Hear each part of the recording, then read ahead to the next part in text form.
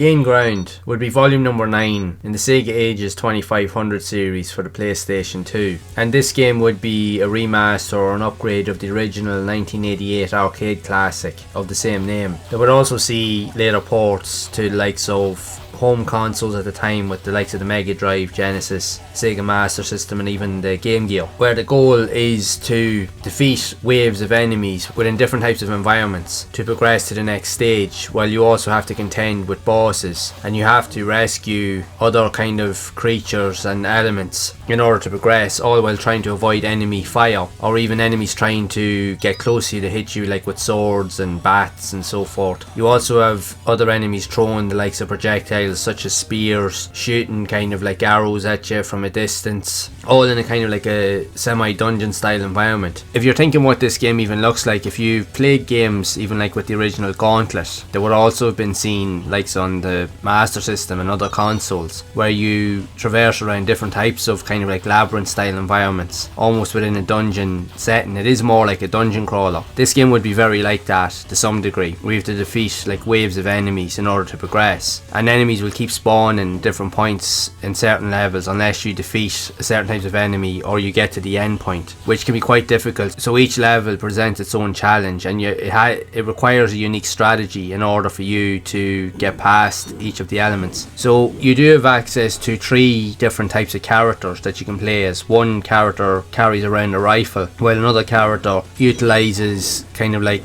arrows or melee style combat, and another character ends up throwing like grenades or bombs, and the grenades can be used to reach enemies on higher planes, like say cliff tops or bridges, compared to the other types where you can't really hit them at all from ground level. So it allows you to change out the dynamic of your play style, and you will need to utilize the various characters at different intervals in order to progress. So when you lose a life, it will allow you to change between different characters in question. So you just have to try and progress through each of the levels as quickly as you can, and you have to use a different strategy, like I said, in order to be able to reach the end point or defeat all of the enemies in the level. But you also have to be mindful of enemies attacking you and projectiles trying to hit you as well. So it's kind of like a micro dungeon crawler game, if you will, as the levels themselves are all set within kind of like a small room or an arena style environment, and you just have to defeat all of the enemies within the region in order to progress. It's actually quite a fun and addictive title, and it's easy to see why it was popular in the arcades and with the likes of getting ports to home consoles at the time. And even with playing this remastered edition, again, it actually has upgraded graphics with 3D visuals across the board with the level environments and even with the characters and the enemies in the game, and it is actually fun to play. I found myself, the more I put into this, the more I found myself getting addicted to the game. It's one of those games, yes, you can play it in short bursts, but you'll find you'll play it for a lot longer than you would think. Once you see some level of progression, you start to get further in the levels, you'll find that you will play this game for quite a while. I do remember playing this game way back, and I played the Mega Drive version of it. I'll be honest, back years ago I didn't really know how to play the game. I didn't really know what was going on, and I found it very, very difficult. And I remember there was a port for the game on the Sega Master System, and I do remember not getting to actually play that game, but I remember always reading through like loads of games catalogues that you would sometimes get with some of the games that you would purchase, and they'd always come like with a leaflet or a booklet with a display of like loads of other games that was for sale or that was available for the Master System at that time. And in some of the images you would see Gain Ground as being part of the lineup of games that were available,